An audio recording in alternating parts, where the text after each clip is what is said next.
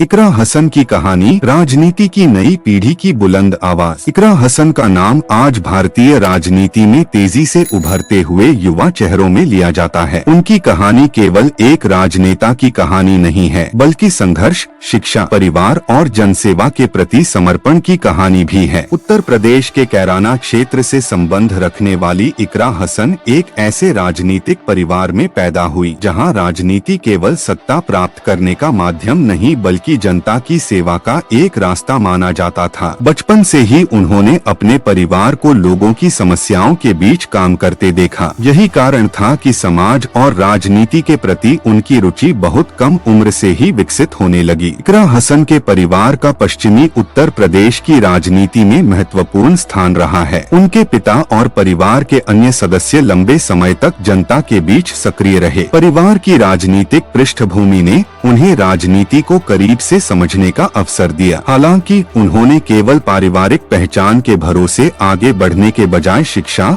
और अपने व्यक्तिगत प्रयासों को प्राथमिकता दी। स्कूल की पढ़ाई के दौरान इकरा पढ़ाई में काफी तेज मानी जाती थी। उन्हें सामाजिक विषयों, इतिहास और राजनीति में विशेष रुचि थी। शिक्षकों का मानना था कि उनमें नेतृत्व की स्वाभाविक क्षमता मौजूद है। वे विभिन्न प्रतियोगिताओं में हिस्सा लेती थीं और अपने विचारों को आत्मविश्वास के साथ प्रस्तुत करती थीं। उच्च शिक्षा के लिए उन्होंने देश और विदेश के प्रतिष्ठित संस्थानों में अध्ययन किया। शिक्षा के दौरान उन्होंने लोकतंत्र, प्रशासन, कानून और समाज के विभिन्न पहलुओं को गहराई से समझा। यह अनुभव उनके राजनीतिक जीवन में आगे चलकर बहुत उपयोगी साबित हुआ। जब वे अपनी पढ़ाई पूरी कर रही थीं, उसी समय उनके परिवार को कई राजनीतिक और कानूनी चुनौतियों का सामना करना पड़ा। ऐसे समय में इकरा हसन ने परिवार की जिम्मेदारियों को समझा और सार्वजनिक जीवन में अधिक सक्रिय भूमिका निभानी शुरू की। उन्होंने महसूस किया कि जनता के बीच रहकर उनकी समस्याओं को समझना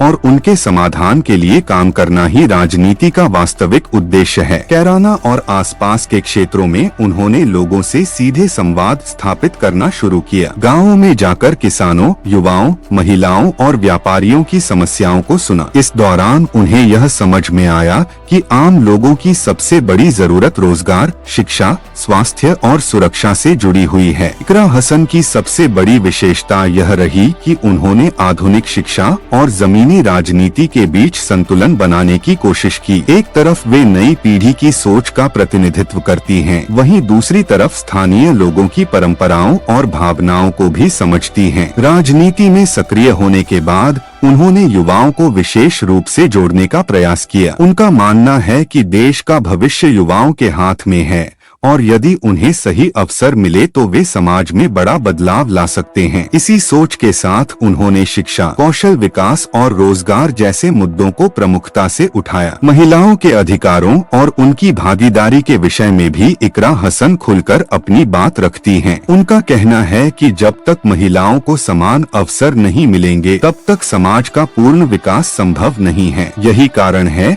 कि वे महिलाओं की शिक्षा और आत्मनिर्भरता पर विशेष जोर देती हैं। राजनीतिक जीवन आसान नहीं होता। इकरा हसन को भी आलोचनाओं, विरोध और अनेक चुनौतियों का सामना करना पड़ा। कई बार उनके अनुभव पर सवाल उठाए गए तो कई बार उनकी उम्र को लेकर भी चर्चा हुई, लेकिन उन्होंने हर चुनौती का जवाब अपने काम और व्यवहार से देने की कोशिश की। जनसभाओं में उनकी शैली शांत लेकिन प्रभावशाली मानी जाती है। वे भावनात्मक भाषणों के बजाय तथ्यों और मुद्दों पर आधारित बात करने को प्राथमिकता देती हैं। यही कारण है कि धीरे धीरे उनकी पहचान एक गंभीर और जिम्मेदार नेता के रूप में बनने लगी। समय के साथ उनकी लोकप्रियता बढ़ती गई। सोशल मीडिया के माध्यम से भी उन्होंने लोगों तक अपनी बात पहुंचाई। नई पीढ़ी के बीच उनकी अच्छी पकड़ बनी क्योंकि वे आधुनिक संचार माध्यमों का प्रभावी उपयोग करती हैं। कैराना क्षेत्र लंबे समय से विभिन्न राजनीतिक चर्चाओं का केंद्र रहा है। ऐसे क्षेत्र में अपनी अलग पहचान बनाना आसान नहीं था, लेकिन इकरा हसन ने लगातार जनता के बीच रहकर अपनी जगह बनाई। उन्होंने यह दिखाने की कोशिश की कि राजनीति केवल चुनाव जीतने का नाम नहीं,